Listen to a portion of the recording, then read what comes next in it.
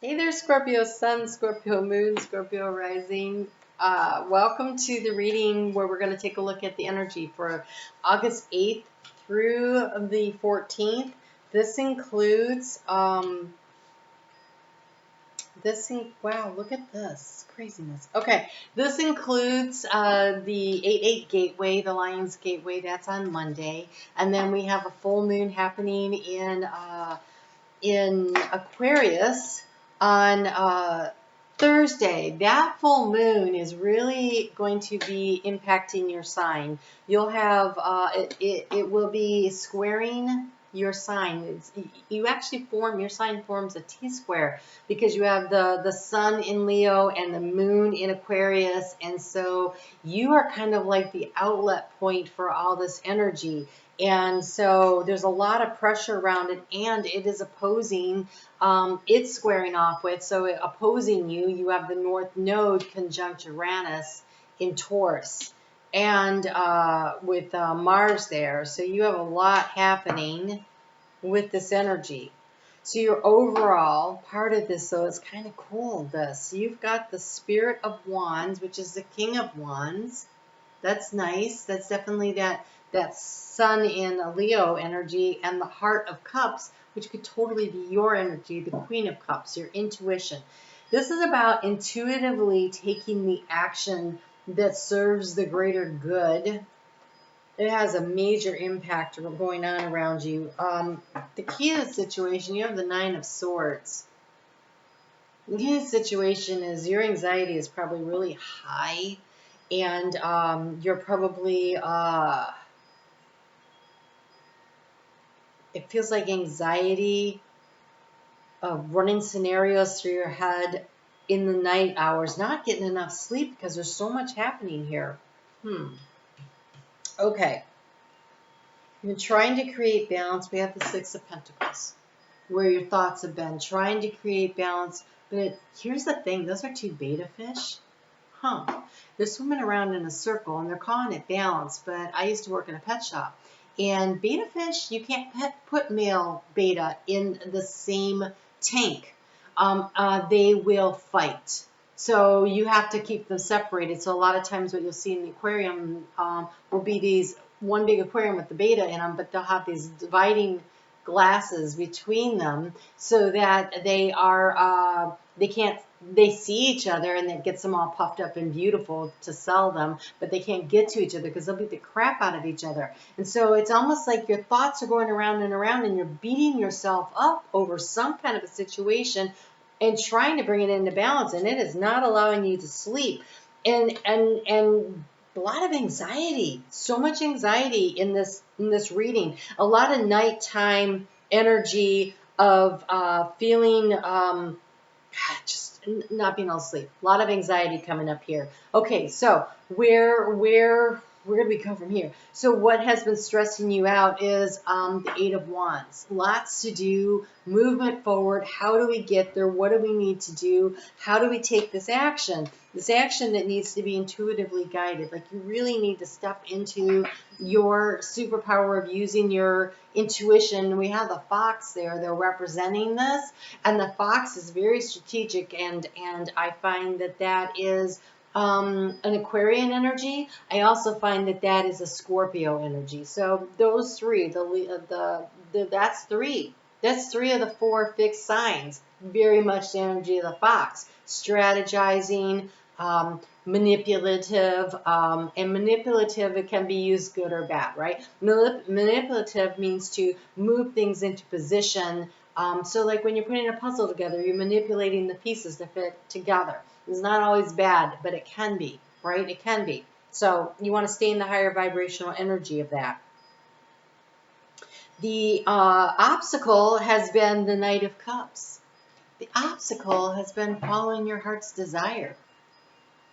There is something that you really want in the heart space, and for some reason, you're trying to think your way through it instead of feeling your way through it. It's like, I don't think I should be feeling that way. I should be strategizing and doing it this way. But the problem is that if you were following your heart, it would feel easy. It would feel right. But when it's keeping you up at night, something about it is not in sync. Something is not synced up and not in balance. And so instead you're chasing your tail in a very kind of aggressive way. So what is the advice? Well, to transform the situation, you have the Star card. The Star card says to follow your dreams and your hopes. Here they are. There is a situation that needs to be let go of, that is sucking the life out of you. It feels like you've gotten snared in something a while ago, and it does not serve you at all. And there is a need to really let it go. Here we have the Devil card and the action to take, but it's bones. And so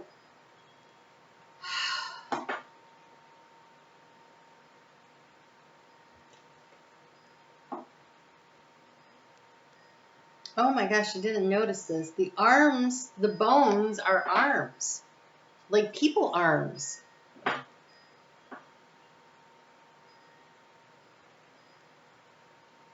So many things are holding you down. This Eight of Wands, there's like so much responsibility that you feel like you can't get away from it. Notice how we have these two skulls here. Like, there's a need to release yourself from a situation where you are feeling disempowered. What? Okay, so this also represents the sign of Capricorn. Pluto, your ruling sign, your ruling planet is in Capricorn right now. It's in retrograde. It's going back over something. It's at the last degrees. It is trying to help you to deconstruct, to reconstruct something very structural in your life, something that's been there for a while, and there's opportunity for you to really do this work. So in the area of your thoughts moving forward and around finances, we have the Hanged Man, and it's the bat. And again, the bat says use your intuition, and it will wait for the right moment, right? It'll hang out all day long, and it waits for the right moment when the sun goes down and the mosquitoes come out to drop down and go after what it wants. And then it uses its intuition, radar, sonar, whatever, to find what it needs and chase down the mosquitoes, or unfortunately sometimes the lightning bugs. That's really hard to watch. The first time I saw that, I wanted to cry. So here we go. In the heart space, you have the Mother of Earth, the Empress. There's healing and there's growth and there's opportunity in the heart space. You just have to disentangle yourself from the situation where you've been chasing your tail and not getting where you want because you're not following your desire. If you follow your heart's desire, you're going to get where you want to go. Outcome card is the Moon.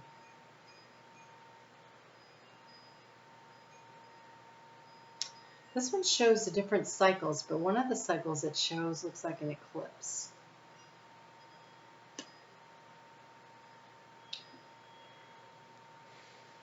There's a lot of energy around this gateway that's pointing toward your new moon eclipse in your sign for several, well, for the water signs, all three of them. You're the third one I've done, and definitely for the water signs, this is a very strong portal that'll be opening up. And of course, it's a strong portal for you. And it's the South Node. And that is where you complete a cycle that really needs to be completed to push yourself forward into the next cycle, following your North Star. The Moon also says, and so does this bat as the hangman, you can't see what it is you need. You can't use logic. You can't use logic. This isn't a logical solution. This is a heart-based solution. What feels like joy? What feels like happiness? The Knight of Cups. What does your heart really want? Because if you will do that, the heart grows. and you can really manifest what you want. Okay, look, this gateway is huge.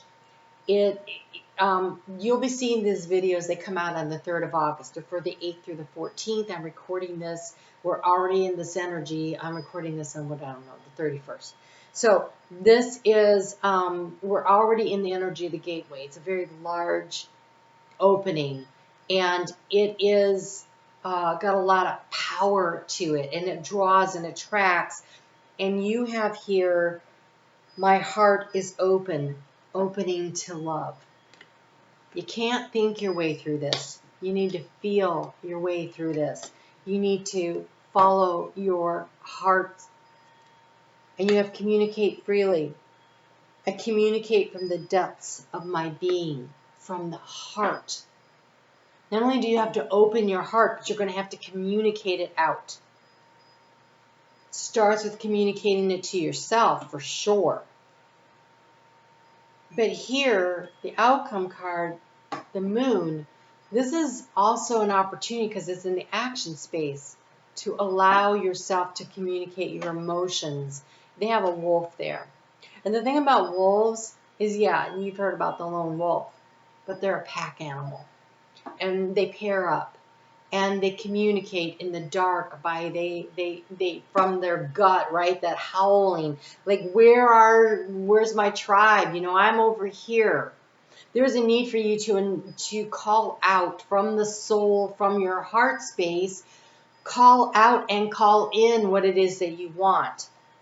But first, you've got to be willing to walk away from something that on paper, maybe it made you feel right. Whether this is a job or a family situation, I can't tell. I can only tell you that it's huge. It's huge. And I don't have to tell you what it is because you already know. So I don't need to get into the specifics of it. You've got the South Node rolling through your sign. You've had already a set of eclipses that went through. You already know what this is. You are coming up to the end of the South Node being in your sign. You just have like 4 or 5 months left to complete that. I think the South Node completely exits your sign like next, maybe in March, somewhere in there. But the last of the eclipses come through in November. And when that happens, that's the energy to push you forward, to create a new cycle for yourself. Oh, you need a higher perspective. Okay, so while the moon is in Capricorn, the best way to use that moon, and that moon is in Capricorn Monday, Tuesday, and part of Wednesday, you have the screech owl, which says get creative. Again, a very intuitive part, seeing into the darkness, paying attention, also pulling in the glimmers of light and hope from the star, right?